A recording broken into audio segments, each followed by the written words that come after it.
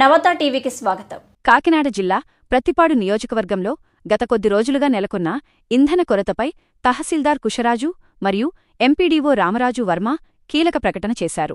Petrol బంకుల వద్ద పెరుగుతున్న రద్దీని దృష్టిలో ఉంచుకుని పోలీస్ యంత్రాంగంతో కలిసి క్షేత్రస్థాయిలో పరిస్థితిని సమీక్షించిన అధికారులు, ప్రజలు ఎవరూ ఆందోళన చెందవద్దని భరోసా ఇచ్చారు. నియోజకవర్గంలో ఇంధన నిల్వలు సమృద్ధిగా ఉన్నాయని స్పష్టం చేసినవారు అవసరానికి మించి నిల్వ చేసుకోవడం వల్లే అనవసర గందరగోళం ఏర్పడుతోందని సూచించారు.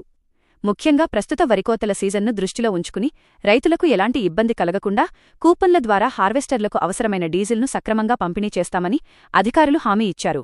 క్లిష్ట సమయంలో రైతులు మరియు వాహనదారులు సహకరించాలని, నిరాధారమైన వార్తలు నమ్మి ఆందోళన చెందవద్దని వారు విజ్ఞప్తి చేశారు.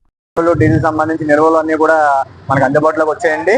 దానికి సంబంధించి ప్రజలకు వారి అవసరం మేరకు కూడా మనం ఒక పద్ధతి ప్రకారం ఇవ్వడం జరుగుతుంది.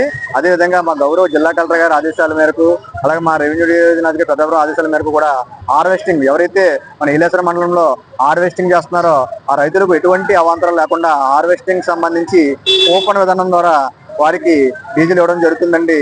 కాబట్టి ఎవరు కూడా ప్రజలు కానీ రైతులు కానీ ఎవరు కూడా ఆందోళన చెందాల్సిన అవసరం లేదు.